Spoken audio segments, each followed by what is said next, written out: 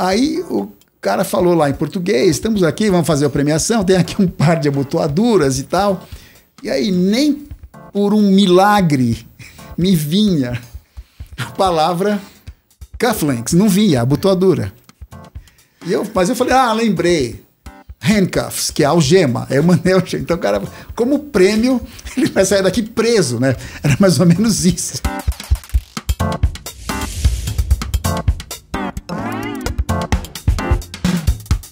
E aí, tudo bem? Ulisses Carvalho, do Tecla SAP.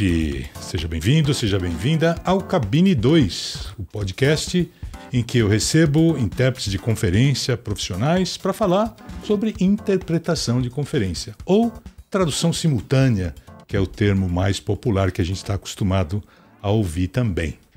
Esse podcast é um oferecimento da APIC, Associação Profissional de Intérpretes de Conferência. Mais informações sobre a associação no link aqui na descrição do vídeo. O programa Textos Mastigados com IAA, um curso que eu ofereço aqui no Tecla SAP também. Mais informações, link na descrição. A honra hoje então é de receber o Jaime da Costa Pinto, amigo, colega, intérprete já de muitos anos. Seja bem-vindo, Jaime. Muito obrigado, Ulisses. A honra é toda minha. São décadas, né, de amizade, de parceria, de horas de trabalho juntos. Realmente é um prazer, uma alegria imensa estar aqui com você no Cabine 2. Que maravilha, que maravilha. Os idiomas de trabalho do Jaime são inglês, português e agora tem uma novidade mais recente que a gente vai falar daqui a pouquinho. O Jaime acrescentou mais uma língua estrangeira à combinação linguística que ele já tem, né, que é o alemão. Vamos começar por aí, Jaime. Como é que é essa história de incluir um idioma assim, já no meio da carreira, né? Já profissional, experiente? O meio de carreira é um agrado por parte do Ulisses, né? Eu diria que eu estou no outono da carreira, para ser mais poético e mais realista também, né? Eu tinha estudado alemão durante muitos anos, mas também há muitos anos, né? E aí, na pandemia, como tanta gente fez tanta coisa, né? Aprendeu a fazer pão, aprendeu a tocar gaita, aprendeu a fazer um monte de coisa. Eu estava lá arrumando coisas lá em casa, achei livros e gramáticas e tal, falei, vou retomar esse negócio do alemão, né? E é engraçado também que a pandemia criou uma espécie de cunha temporal na vida da gente, né? A gente esquece que já faz... Nós estamos no 6º ano pós-pandemia já, né? Foi em 2020. Quando a gente fala antes da pandemia, já faz 7, 8, 9 anos, né? É curioso isso, como o tempo teve uma espécie de pausa. Mas, enfim, foram anos aí de retomada, de estudo muito dedicado, concentrado, como professor, etc., que me permitiram incluir de maneira paulatina, gradual. Eu não faço a mesma coisa que eu faço com inglês, com alemão, num contexto de interpretação naturalmente. Mas foi um desafio pessoal muito interessante, que me deu... Eu nunca imaginei com a minha idade, essa altura do campeonato, eu me imaginei me aposentando já, né? Que não está longe, mas eu não imaginei acrescentando uma língua nova a essa altura do campeonato. Então foi mais do que qualquer outra coisa, um desafio pessoal que me deu muita satisfação de fazer, né? Mais do que um objetivo profissional de trabalhar mais, porque a gente sabe que quem paga a conta é o inglês, mas foi um desafio interessante, pessoal, né? Ótimo, ótimo. Mas eu quero pegar esse gancho do aprendizado do alemão, mas antes disso, o aprendizado de inglês, que foi a sua primeira língua estrangeira que você aprendeu. Sim. O público do Tecla SAP não é necessariamente interessado em interpretação de conferência.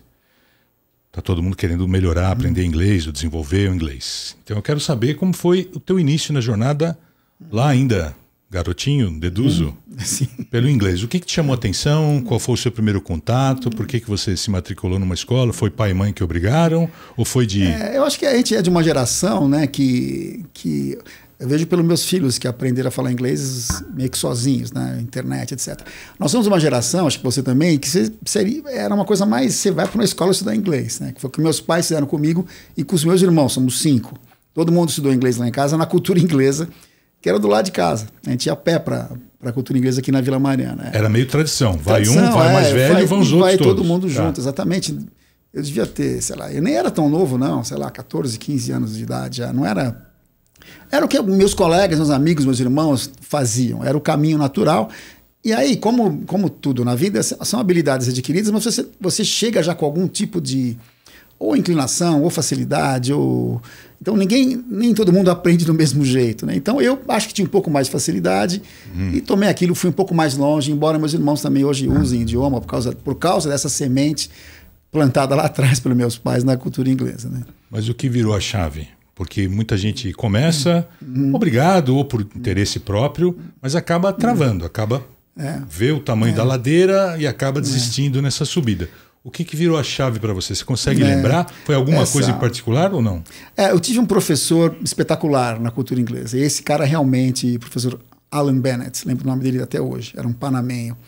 Esse cara realmente foi importante. Eu acho também que nós, seres humanos, somos figuras carentes por natureza, né? E você funciona muito com o reforço positivo. E eu acho que o professor fazer isso muda completamente o jogo. Você sentir que está indo bem, alguém dizer para você, você tem jeito, você está indo bem, isso, mesmo que não seja exatamente ou totalmente verdade, né?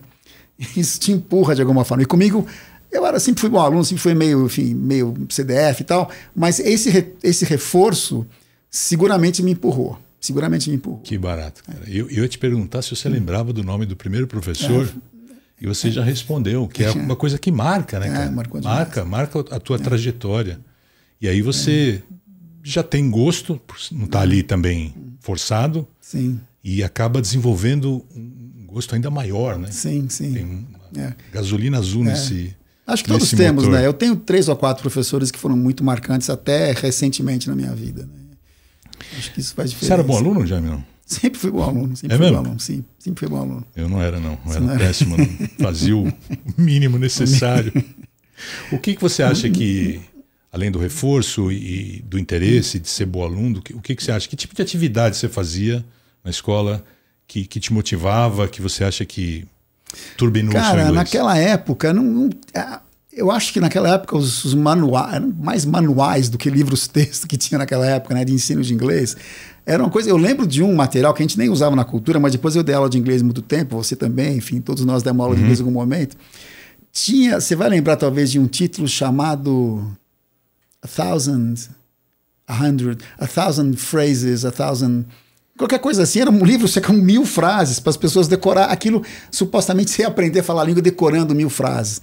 Eu lembro que uma das frases era One day man will go to the moon. Você vê como o livro era antigo, né? O homem não tinha chegado na lua. Eu não estudei com esse livro, né? Na minha época, nessa época, quando eu estudei inglês, o homem já tinha chegado na lua. Mas era um método tão antigo que uma das frases era essa. Então eu acho que não era uma atividade pedagógica que animava. Eu acho que tinha um gosto por estudar que eu sempre tive. Isso não é qualidade, é uma característica, né? Sim. E acho que reforço com bons professores, eu diria que é isso. Acho que hoje em dia o estímulo é muito maior, né? As distrações também. Pode ser. Eu acho isso, eu sempre falo isso. É muito fácil hoje. Você pega qualquer site, você acha letra de música, você ouve alguém falando inglês. Eu lembro que para ouvir alguém falando inglês quando eu estudava, não é muito uma época tão distante da sua, eu tinha que ir ao cinema. Sim. Era só no cinema que eu via alguém falando inglês. Sim, não tinha outro. Não tinha TV a cabo, não tinha nada disso. Então, eu acho que hoje tem mais facilidades, mas ao mesmo tempo você tem muito mais distrações. Sem dúvida. É muito fácil se perder nesse mundo de coisas. Já dei a primeira pancada no microfone. É muito fácil você se perder nesse mundo de ofertas, né? De lazer, de fofoca, de esporte, de tudo. Sim. Isso também é verdade. Então, eu acho que é isso. O que você faria diferente que você fez na sua jornada de inglês? Cara, essa é uma pergunta difícil, porque faz tanto tempo. O que você gostava mais de fazer na aula de inglês, ou pelo menos em casa? Era música o que te pegava? Não. Era, enfim, como todo CDF nerd, eu gostava de gramática. Aquilo que tinha que fazer sentido para mim, o porquê das coisas. Pegava o livro e devorava, fazia exercício? Tinha também um livro que quem fez cultura inglesa nessa época, nos 80, 90, passou por ele, não vou lembrar o nome agora, mas que é um livro de gramática clássico da cultura inglesa, que o meu era tudo anotado, rabiscado, então é coisa de nerd, não recomendo isso, eu estou dizendo que é o que aconteceu comigo. Você não serve de exemplo, então já sinto muito. Não foi uma boa escolha de convidar. Foi uma péssima escolha, vamos falar a verdade. Você não serve de exemplo. Quando que você percebeu que aquilo podia ser trabalho, profissão? Essa é uma boa pergunta. Eu estudei, fiz todos os cursos, provas, exames, certificações, a Cambridge, aquelas coisas todas. E eu sempre gostei muito de exatas, era muito bom, adoro até hoje. As minhas leituras preferidas, dentre elas está ler matemática, adoro matemática. Fui estudar exatas, né? Me formei em física. Não sei como eu sou amigo desse cara, mas tudo bem. Especializei em geofísica. Tenho toda uma trajetória nessa época da minha vida que é voltada para ciências exatas. Né? E a faculdade de física aqui na USP foi onde eu conheci as pessoas mais brilhantes que eu conheci na vida. E eu não era uma delas. E eu percebi que eu era um bom aluno, eu ia bem, fiz o curso, me formei, mestrado, etc. Mas eu percebi que eu não seria um gênio. Os meus colegas estão todos por aí, pelo mundo, e, enfim, grandes cientistas que o Brasil produz. O Instituto de Física da USP é um celeiro de cérebros incrível até hoje, assim. Mas eu percebi que que não era aquilo para mim, uma vida acadêmica não era o que me atraía, e eu também não tinha o talento que precisava para ter aquilo. Mas eu já traduzia artigos, muitos artigos na faculdade. O pessoal sabia, sabe aquela pessoa, mesmo na família, você é aquele que sabe inglês, porque às vezes você fez um intercâmbio na Disney 3 meses, mas você como é que fala bloquinho de papel, como é que fala rebimboca? Você vira uma espécie de oráculo, né? Uhum. No seu círculo de amizades. Quem nunca, né? Então, aí, por causa disso, eu comecei a fazer muita tradução na faculdade e falei, bom, aqui pode ser que tenha um caminho, porque eu fazia com facilidade, porque era um assunto que eu conhecia, traduzia até um livro de matemática na época, uma coisa muito interessante. Aí eu falei, bom, eu vou atrás de algum curso que me prepare para fazer isso de maneira mais profissional. E aí descobri o curso da Alumni aqui de São Paulo, né, no meio do curso de física. Você já dava aula de inglês ou não? Aula de inglês foi depois? Foi depois que eu saí da faculdade. Olha só, no meio da faculdade você ouviu falar do curso da Alumni? Eu fui atrás, na verdade, porque eu fazia traduções e falei, bom, quem sabe aqui tem alguma promessa, né? Olha só. E aí descobri esse curso, falei, curso de inglês não fazia mais sentido, eu já tinha feito tudo quanto era exame, prova, não tinha mais o que fazer nessa escala de cursos de língua em si, né? E aí fui fazer Alumni. E aí realmente que a chave virou, eu falei, não, é isso que eu vou fazer. E não foi imediatamente, na verdade, mas, enfim, teve um outro desvio de rota aí no caminho, que a gente pode até falar depois, se for o caso. Só para informar, quando ele fala Alumni, é a Associação Alumni, uma escola aqui de São Paulo, que oferece, entre os cursos tradicionais de inglês, um curso de formação de tradutores e intérpretes, um curso que eu também fiz. E depois a gente trabalhou lá, deu aula lá, a gente vai falar disso daqui a pouquinho. E aí, como é que foi o curso? Aí eu fiz o curso, mas não comecei a trabalhar na sequência, porque eu era realmente novo. Estava no segundo ano da faculdade, terceiro, tinha 20 anos. Não sei nem como é que me aceitaram no curso, mas enfim. Porque eu era o mais novo. Torcia o nariz para jovem lá, sim, né? Eu lembro disso. Até hoje, assim. Não é que torce o nariz, mas enfim. Não, eu estou falando... Existe uma expectativa de um amadurecimento... Exato. Pela profissão, claro. Não só intelectual, mas emocional também. Eu lembro... Né, já falando um pouco da Alumni, quando a gente trabalhou lá, eu lembro que chegavam lá alunos que eram esses alunos oráculo na família, né? Na família, estou batendo aqui. Na família eram os caras que sabiam tudo. Aí chegava no curso de tradução... Descobria que não sabia nada. Descobriam que tinha gente melhor, que sentar numa cabine de tradução simultânea não é assim, não é porque a tua mãe acha que você é bom de verdade. E era um choque, realmente. Então... Aí que entra a tal da maturidade, inclusive emocional. Sem dúvida. Então, ser muito jovem não é uma vantagem aí. Né? Joga contra. É o contrário. É verdade. Eu tomei uns tapas na cara lá quando eu estudei lá. Principalmente no português, né? Porque quando comecei a estudar inglês ainda garoto, né, com, sei lá, 13, 14 anos, eu fazia tudo em inglês. Eu lia inglês, eu falava inglês o dia inteiro. Já estava dando aula, já fazia um bom tempo. Então eu cheguei achando que, né, português não precisa me preocupar. E lá tomava... sim. Puxado de tapete o tempo todo nas aulas de português, que é o alicerce mais importante para o tradutor. Você vai traduzir para português na grande maioria das vezes, né?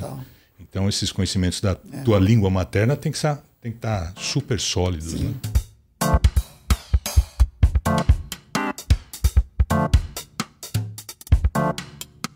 E simultânea? Quando chegou a simultânea na tua vida? Então, esse desvio de rota que eu comentei e que também foi muito importante para a minha carreira como tradutor depois.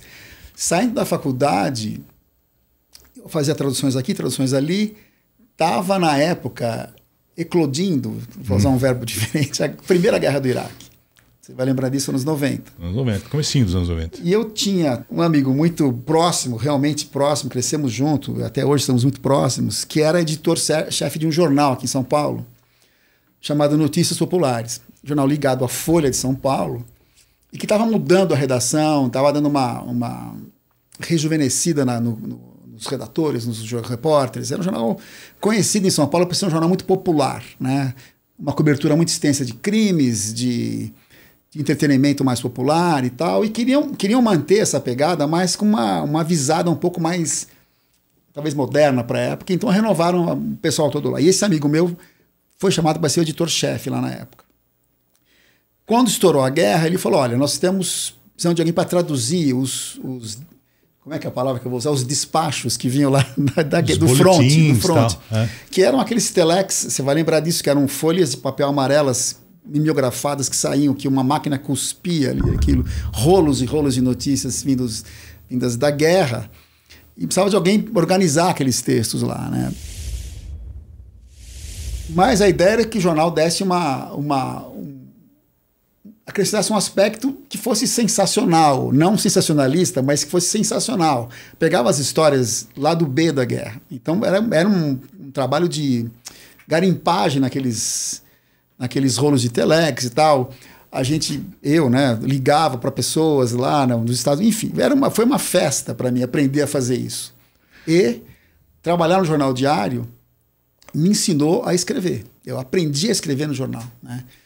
Primeiro, nesse momento inicial, e vou chegar na tradução já, mas nesse momento inicial da guerra, mas em 2, 3 meses, esses assuntos, para aquele jornal, se esgotaram. A guerra seguiu, naturalmente, aquela coisa terrível, trágica como toda a guerra, mas para aquele jornal, com poucas páginas e um interesse muito específico no jornalismo popular, aquilo se esgotou. E aí, esse amigo meu falou, ele chama-se Álvaro Pereira Júnior, é um cara, repórter especial do Fantástico, hoje um cara até importante na profissão. Ele falou, vamos fazer outras coisas aqui no jornal. Está precisando de alguém na editoria de polícia, né?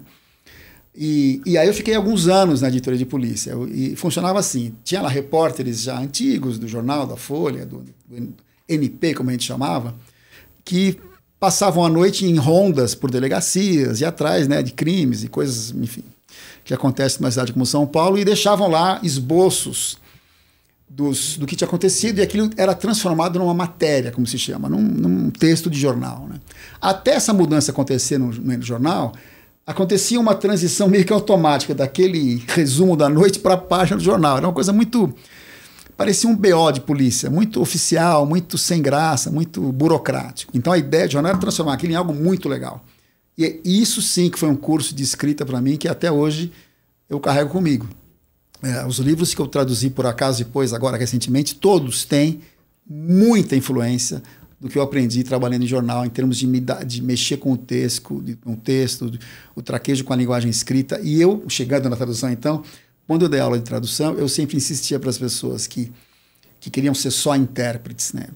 A tradução escrita te dá um baú, um repertório de soluções, saídas. E de elegância, e de jogo de cintura que não existe só se você ligar uma TV e ficar assistindo, ou se você pegar um livro e ficar lendo. Você precisa escrever, né? Isso eu aprendi nesses anos de NP, que apesar da imagem, o jornal, a imagem meio popularesca, meio sensacionalista, ela tinha muito conteúdo para aquele público, era importante. E para você foi uma baita escola. E para mim foi a principal escola de redação que eu tive na vida, foram aqueles anos de escrevendo texto de polícia no NP. Deixa eu fazer um comentário aqui para o público que talvez não conheça assim, o mercado de interpretação como a gente conhece.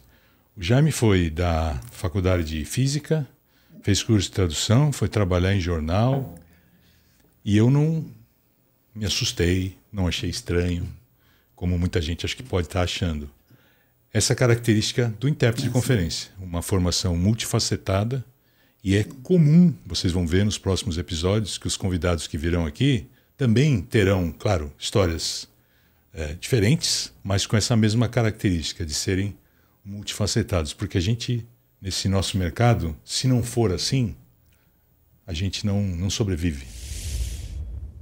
Eu dizia lá no curso para os alunos que o intérprete ou o tradutor tem que ser um generalista na melhor acepção possível do termo generalista, né? Não, você tem que ouvir o galo cantar, como se dizia antigamente, e saber de onde está cantando esse galo, né? Nada pode ser muito estranho, e você vira uma pessoa um pouco chata, né? Intérprete ou bicho chato, né? Que é intérprete, porque Você começa a contar alguma coisa, a pessoa já sabe, já viu lá na frente. Então, cara, mas isso é um defeito ocupacional, como se diz, né? Eu já me peguei vendo o Globo Rural. Olha só, vendo o Globo Rural, domingo cedo, para quem não sabe. Assistir uma matéria inteira e me perguntar, pô, mas quem é que não sabe isso? Tá vendo? Você fica Porque a gente tá meio besta, metido, né? a gente fica metido. A gente é especialista de nada, mas curioso sobre tudo. Isso, uma curiosidade. É bem isso. Uma curiosidade saudável, né? Jaime, para quem não sabe, é tradutor, faz tradução literária com uma certa regularidade, com uma certa frequência. E eu ia te perguntar justamente isso. O que a tradução escrita te ajuda na cabine e vice-versa? Ajuda, como eu estava dizendo agora um pouco, me ajuda, me deixa mais seguro. Eu lembro de uma professora que nós tivemos, eu e você lá em Monterrey, a Sheila Shermat, e que ela dizia que o intérprete, duas coisas interessantes, que metade é cara de pau mesmo, você não, enfim.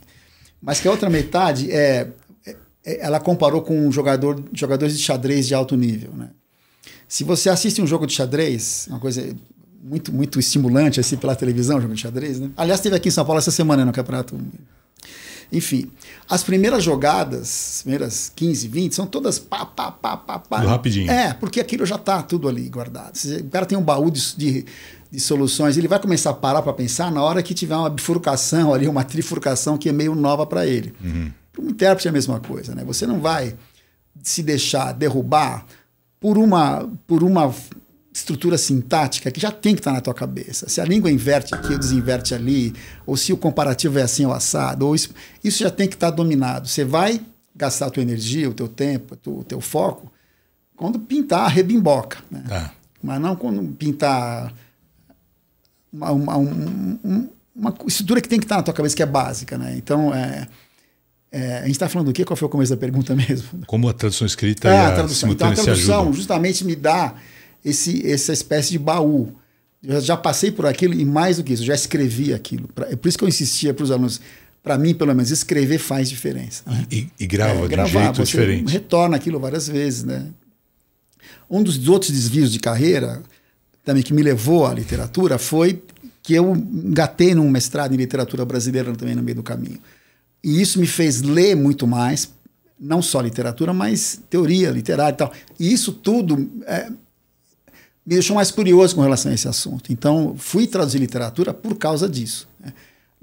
Eu não acho que traduzir literatura é um caminho obrigatório, mas traduzir qualquer coisa. Né?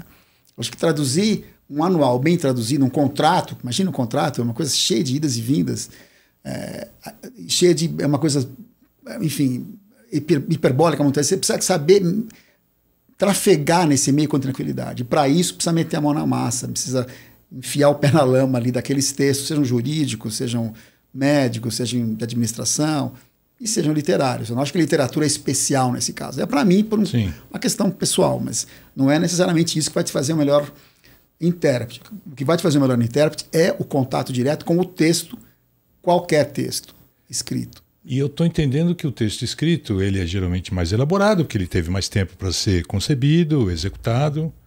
E se você já enfrentou um texto mais complexo e traduziu e pensou em soluções, a hora que aparecia um discurso geralmente falado de improviso, como a gente faz na simultânea, você vai ter mais facilidade. Já viu aquilo de uma forma mais complexa. Aí o que vier você vai tirar de letra, entendi. A experiência, né? Aquela frase que a experiência é um pente que a vida te dá quando você está careca já. Mas é somar experiências, é isso mesmo. Eu acho que essa frase foi bullying. Foi uma cutucada. É bullying, isso é bullying, eu acho.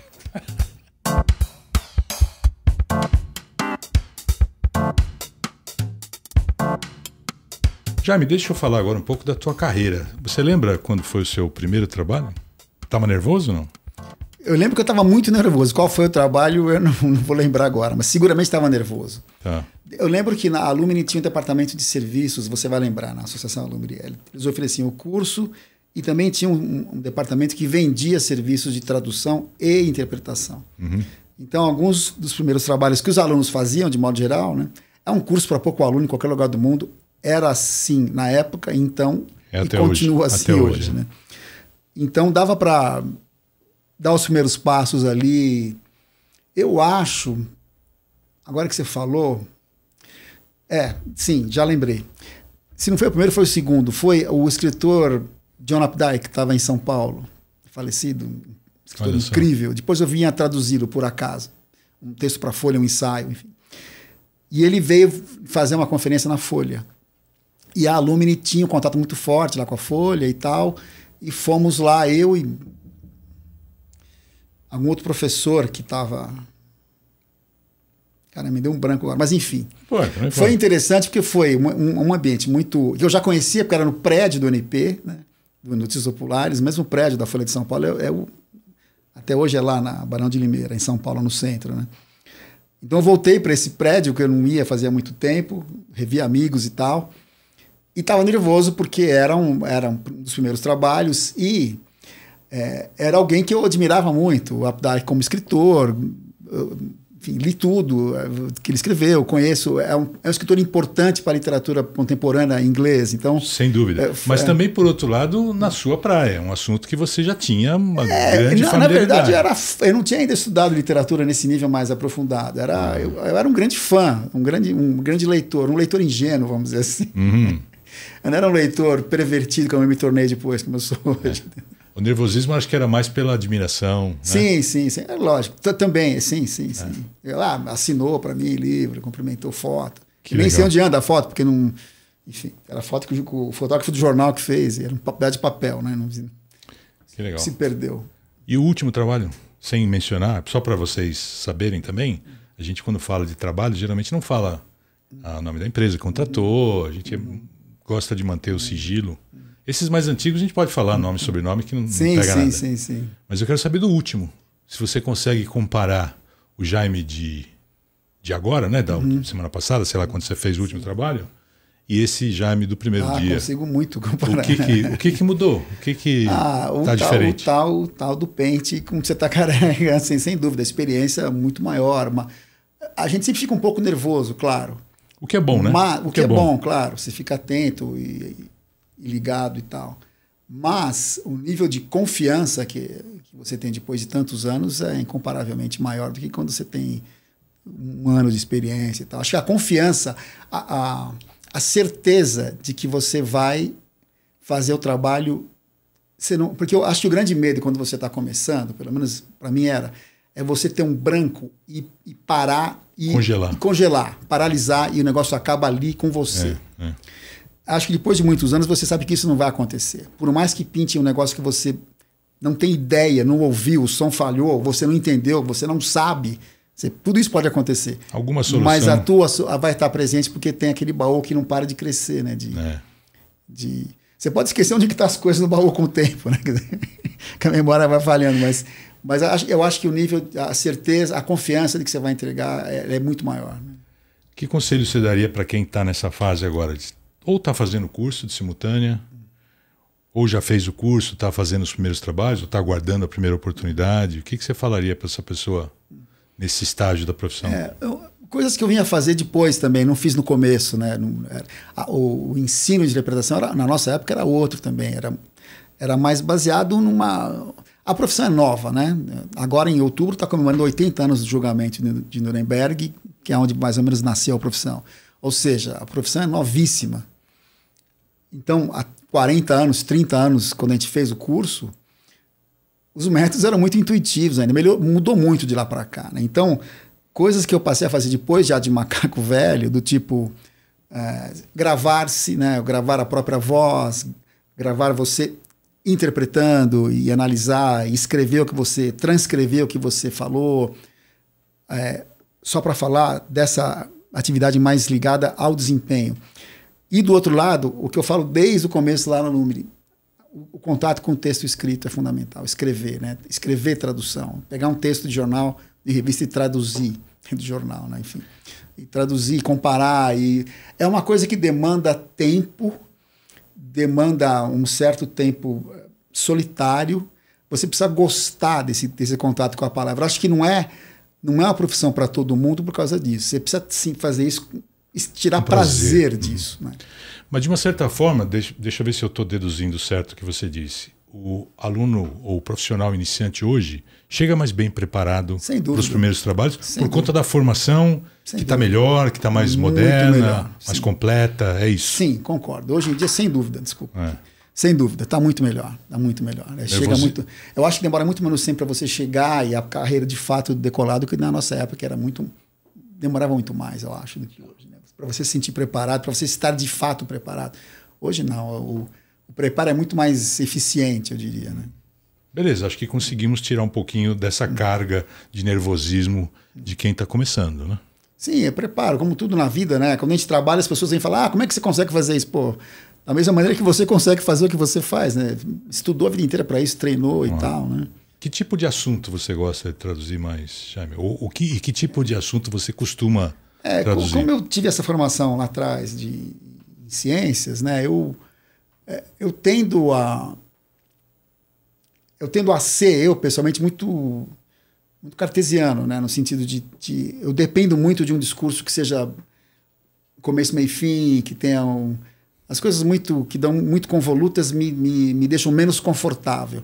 Eu lembro de ter feito com você, justamente, trabalhos no Roda Viva, aquele programa da TV Cultura, em que está lá o sujeito sentado a gente faz sozinho, não está em dupla, né? Sentado no meio da roda viva e girando completamente. É uma espécie de bullying quase, né? Para quem está sentado ali. Total. E ali nas cadeiras ao redor tem ali um professor, um jornalista. Não tem ninguém tão famoso quanto quem está sentado ali. E aí acontece aquele fenômeno muito brasileiro, né?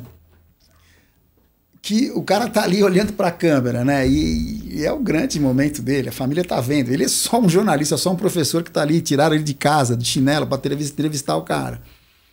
Ele não consegue fazer uma pergunta. Tô ligado. Ele não consegue fazer uma pergunta. Ele vai começar a escrever o dia dele. O subtexto é assim, ó. Por que não eu sentado ali no centro? É mais ou menos isso. Por que não eu? Mas ele dá 500 voltas para fazer a pergunta. E isso é uma coisa problemática que vai interpretando, porque se você for racional e traduzir só o que ele quer saber, quem está lá no meio vai falar, não, estão de sacanagem comigo. Como naquele filme lá, o Lost in Translation, que o cara está dirigindo o Bill Murray e o cara fala. Adianta o que ele falou? Ele falou para você virar para a direita. Não é possível que foi só isso que ele falou. Então, esse tipo de discurso mais beletrista, vamos dizer assim, isso me deixa pouco à vontade. Faço também, mas eu já teve caso de eu chegar depois nos ouvintes para dizer, olha, isso está acontecendo assim porque tem uma tradição, enfim, não tem uma história.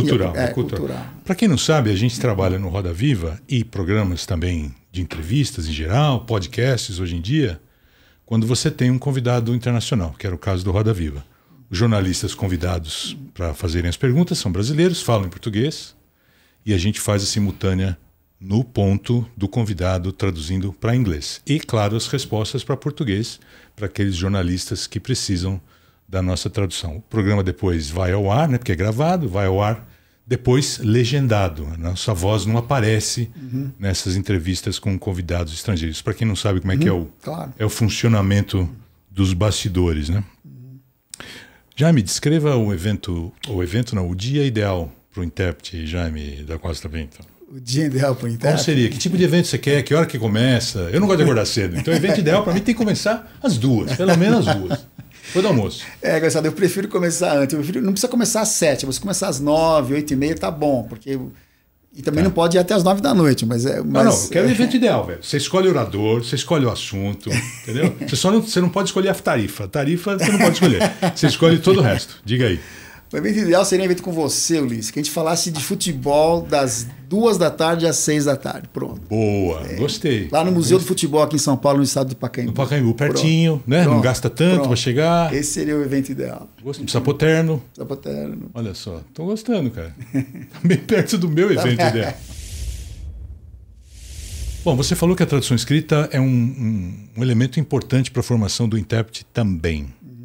O que você tem o hábito de fazer para se manter atualizado com relação ao idioma inglês?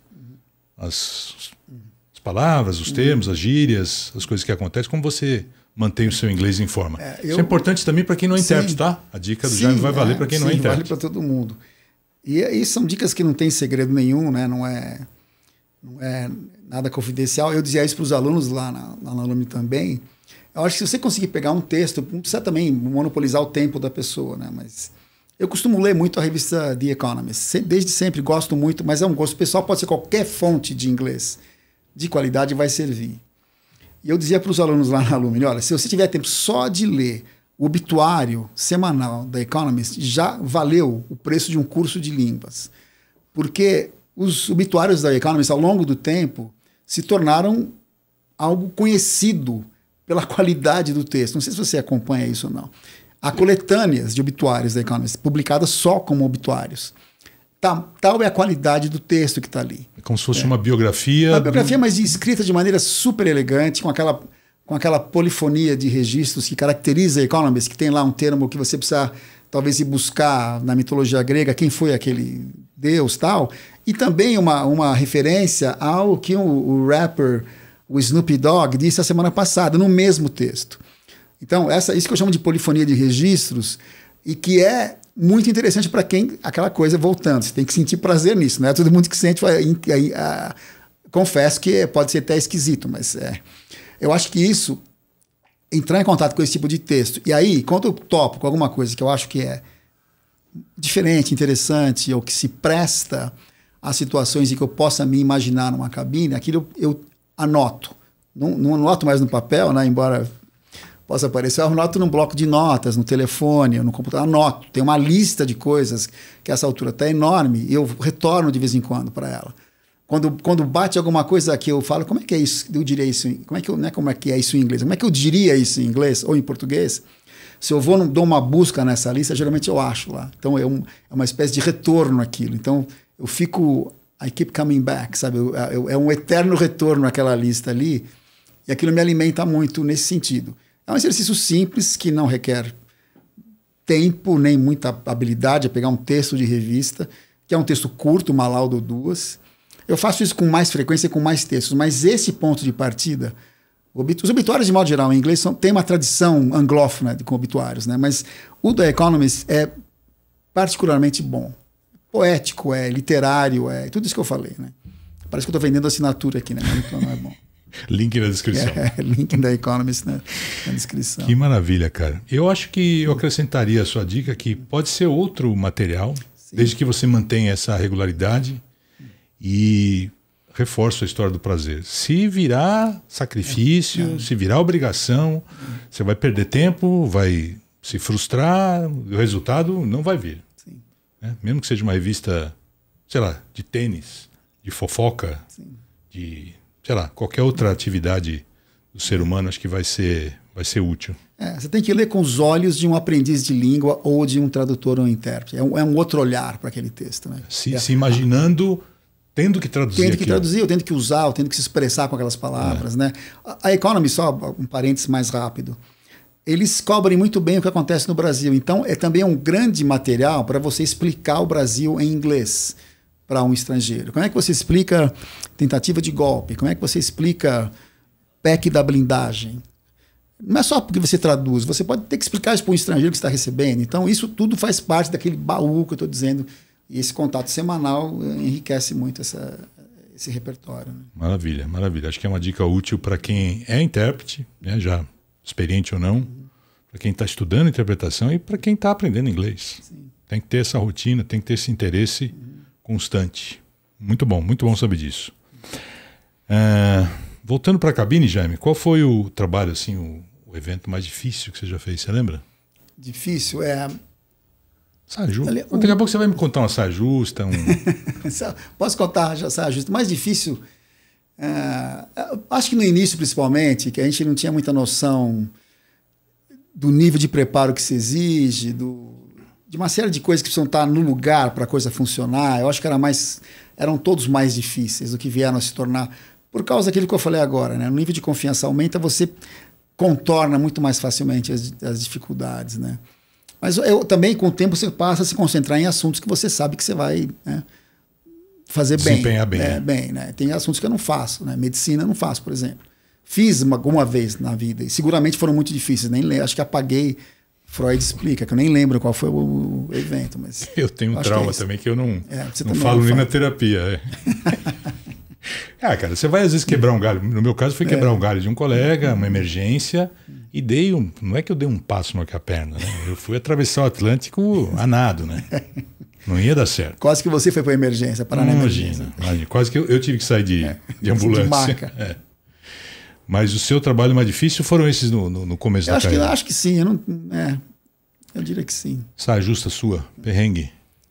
O que você fez? Acho que mais importante do que contar o escorregão, né? O mico, o que você fez para sair, né? Às vezes não sai, né? Porque a simultânea tem isso. Uma vez feito, tá feito. Às vezes dá para sair. Vira uma história de bar, uma história como aqui, né? Tem aquele que aconteceu, como você estava junto, inclusive, em que era uma empresa multinacional grande aí, e era um evento celebratório, sei lá, 50 anos, 100 anos, não sei. E aí estava homenageando ali alguns executivos que estavam, acho que estavam sendo, vamos dizer... Premiados para ir embora, tipo um relógio de ouro. Não, era um prêmio... Não, era premiação de vendas. Premiação o cara de vendas, atingiu lá a meta de vendas, recebia o prêmio. Lá o prêmio. E o prêmio, o que era o prêmio?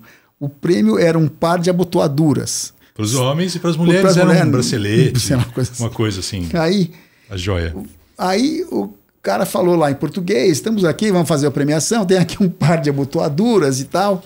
E aí nem por um milagre me vinha a palavra cufflinks, não vinha, abotoadura. Mas eu falei, lembrei. Handcuffs, que é algema. Aí eu mandei algema. Então o cara, como prêmio, ele vai sair daqui preso, né? Era mais ou menos isso. E a gente traduzia para uma pessoa só. Para uma pessoa, esse cara devia ser o presidente da empresa. Era presidente. Era a mulher, ele sabe disso tudo. Inclusive, depois não teve chance de fazer de novo, porque ele perdeu o cliente, nunca mais chamou a gente. Mentira. Eu lembro de perceber que ela riu um pouquinho. Mas, paciência, velho. Riu um pouquinho. Não, engraçado que eu estava do lado, minha reação foi a seguinte: você falou handcuff. E aí, o meu cérebro levou um tempinho para processar. Eu falei, não é outra handcuff, coisa, né? É outra coisa.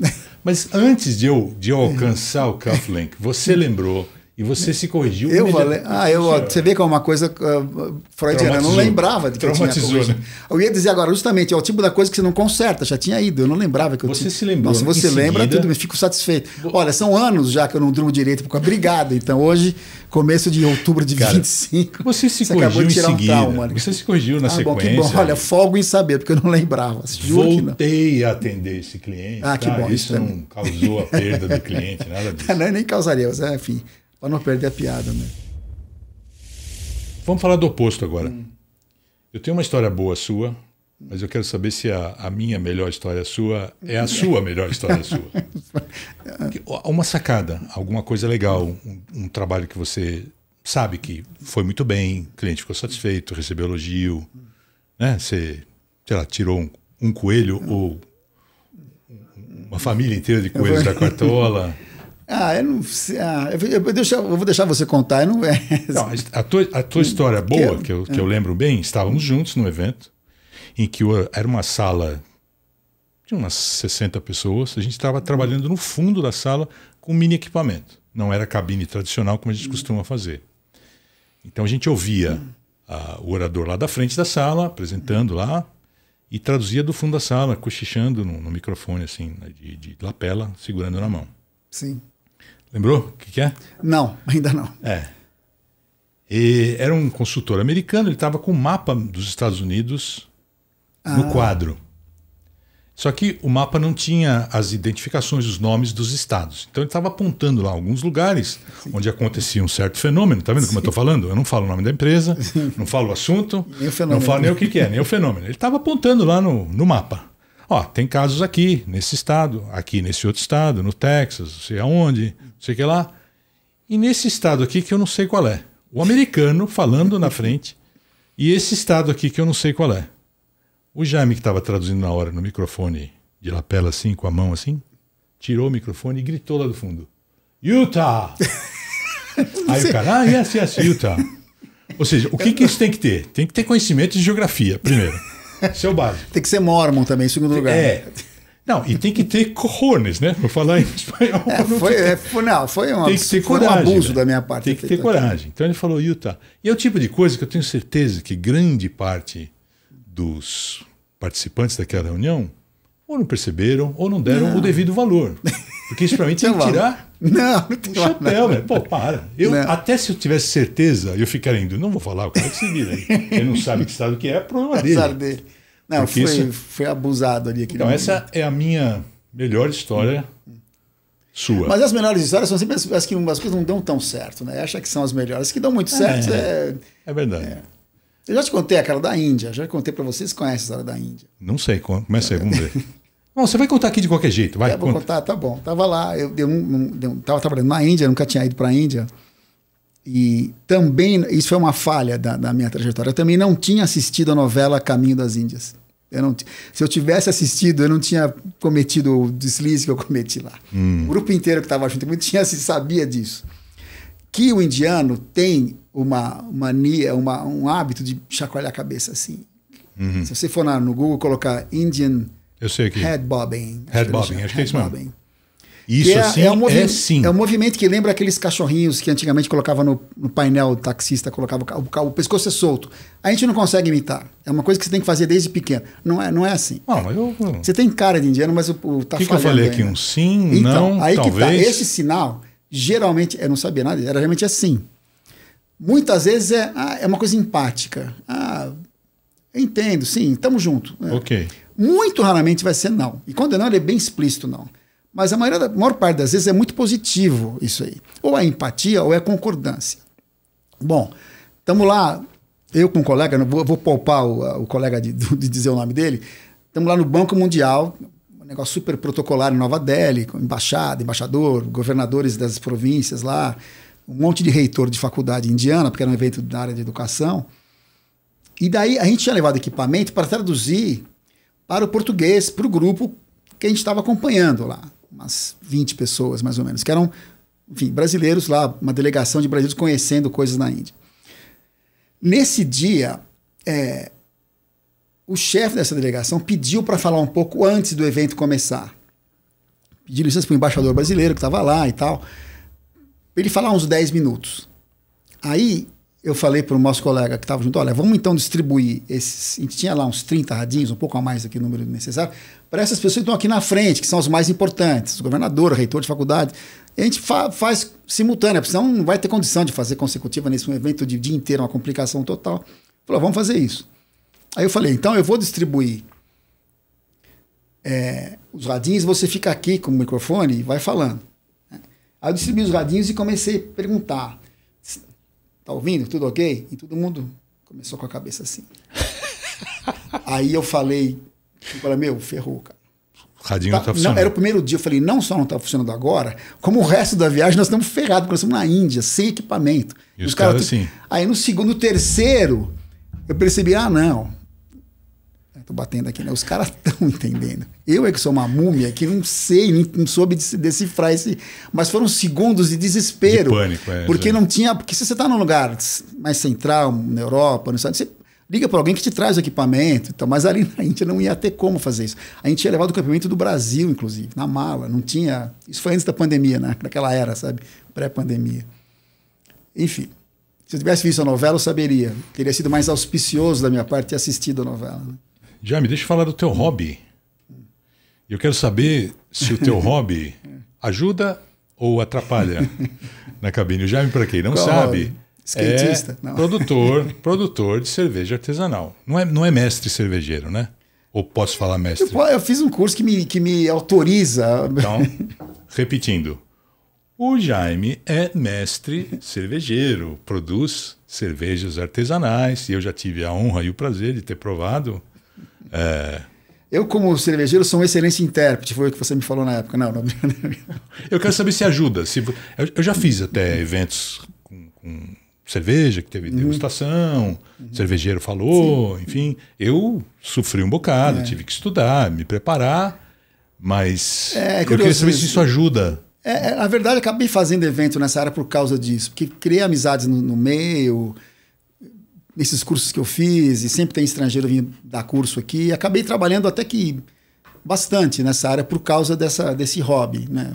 Não foi por isso que eu virei cervejeiro, Sim. Mas eu acho que tem um hobby interessante para qualquer um, né? Eu acho que é um momento do mês, ou enfim, um momento que é teu, né? Que é muito particular e que de relaxamento, de mudar um pouco o ritmo das coisas, né? Enfim, é mais uma área de conhecimento. Tem ali microbiologia envolvida, tem uma série de coisas científicas que também são importantes para outras áreas. A gente faz trabalho na área de etanol, por exemplo, que tem muito processo na indústria de produção de etanol, de milho no Brasil, que a gente fica quando pinta trabalho, que tem muito a ver com a produção de cerveja. Então, de certa forma, sim. É aquela coisa, nenhum conhecimento você acaba jogando fora, né? Você acaba guardando e... Resumindo bem, para quem está estudando tradução, para quem pensa em ser intérprete, você foi da física para matemática, para o jornalismo, para literatura, para cerveja. Esqueci de alguma coisa, não? Acho que não. Então, essa formação multifacetada é não só interessante, mas acho que é fundamental para a nossa profissão. E como você falou antes, né? Eu não sou enfim, isso é o que acontece normalmente, né? Quando eu estava na Lumine dando aula, depois como coordenador do curso, o que mais tinha era gente que vinha de áreas que não eram áreas ligadas a idiomas, né? Advogado, um monte, médico, tinha 3 ou 4 médicos lá estudando tradução, cantor de ópera, 2 cantores de ópera que fizeram curso lá, psicólogos, enfim, das mais variadas origens e históricos, profissionais, acadêmicos. Isso é a norma, não é a exceção, né? Sem dúvida. E acrescentam para o conhecimento, para o teu leque. Vão fazer número ali no teu repertório. Claro. Né? Como você falou, quem vier aqui, sentar nessa cadeira daqui para frente, os vários, vão ser pessoas que vão estar indo muito além de onde eu fui, com certeza disso. Não vai ser diferente.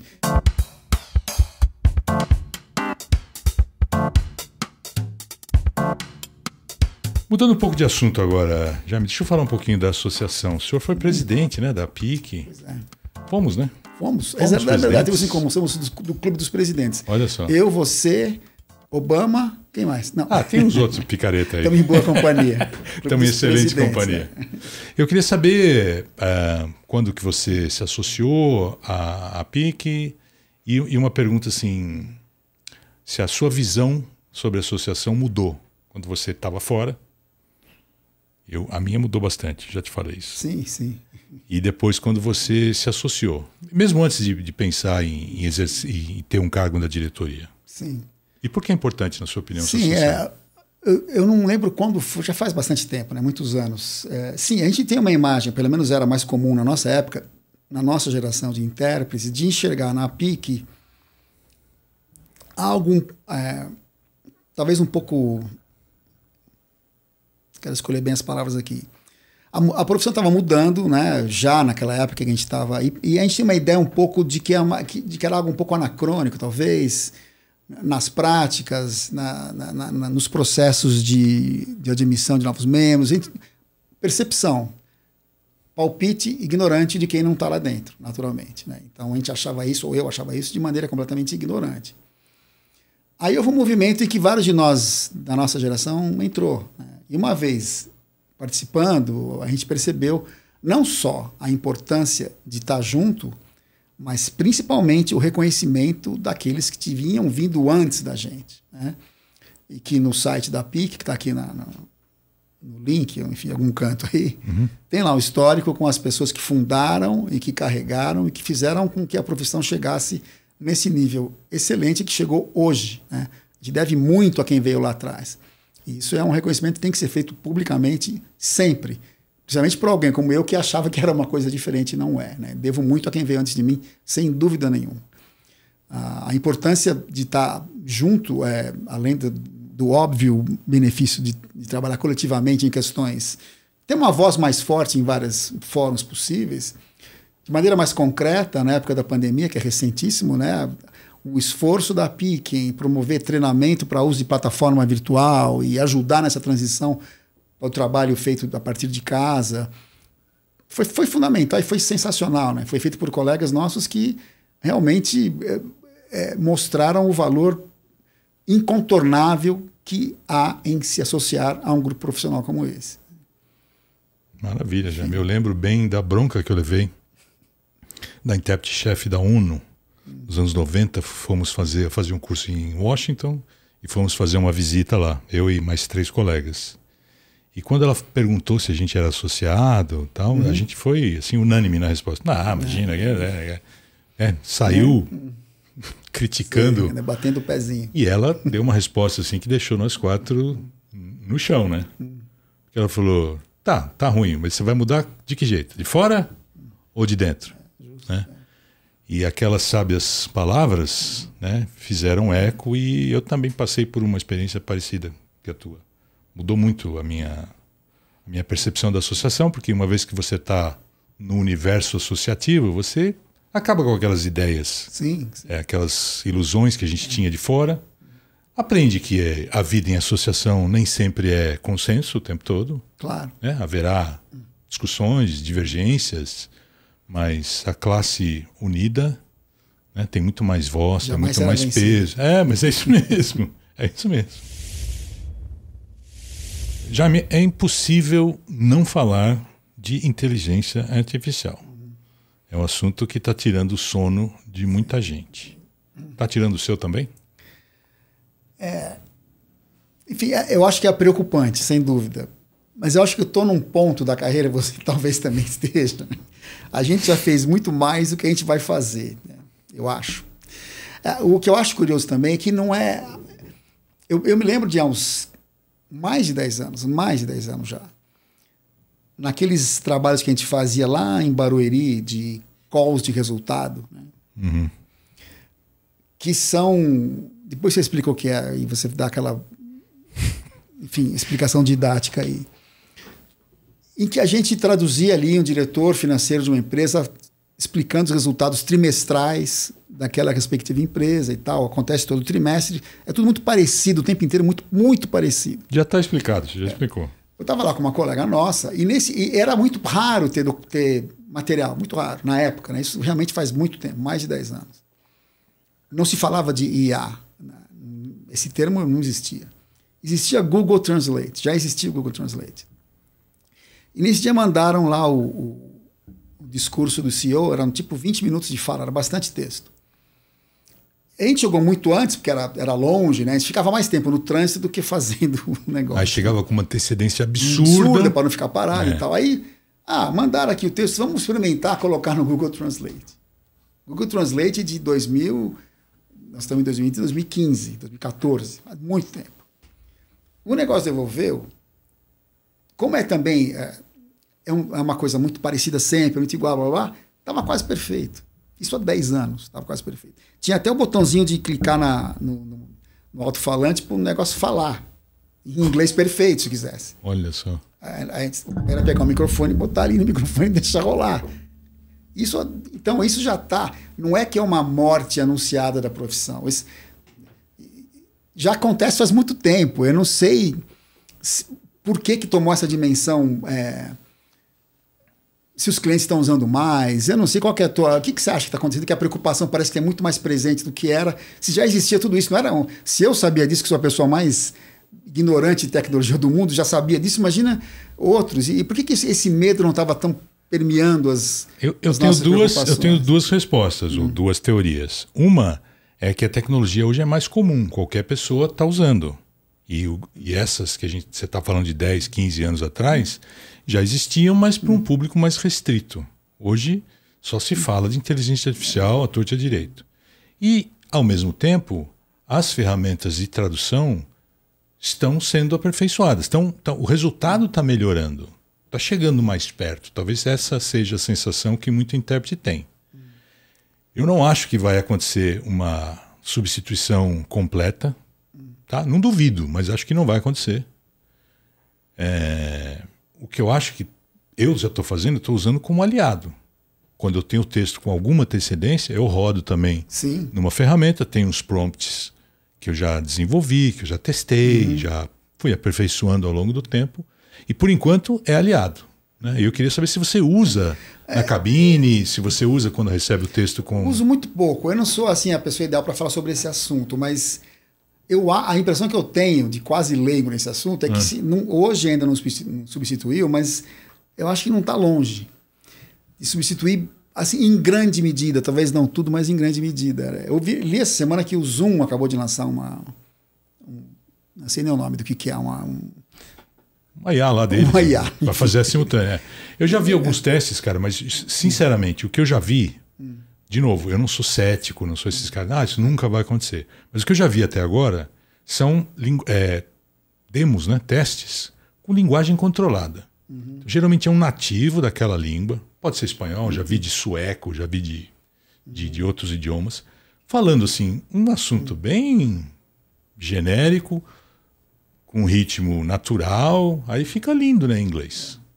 E vice-versa também. Agora, eu quero ver, por exemplo, uma divulgação de resultado, ou uma reunião de conselho, onde tem lá, você ouve o cara falando e você escuta ao mesmo tempo o cara mexendo o açúcar na xicrinha de café, aquele ruído de fundo. Geralmente é alguém falando inglês sem ser o idioma materno, então vem aquele inglês meio tosco, né?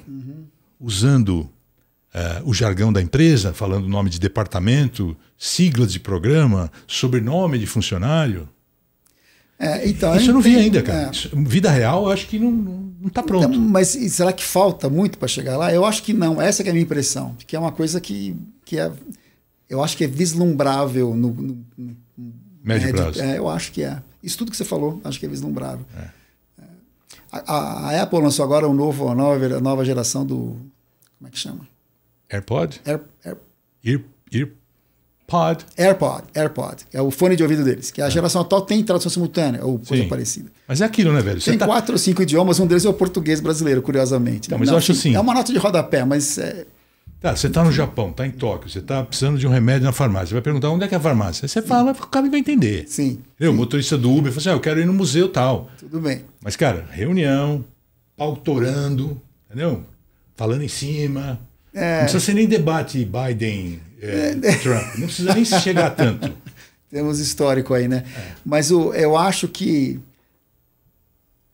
talvez, no médio prazo, uma grande parte dessas reuniões de anúncio de resultado, isso é possível de fazer com IA.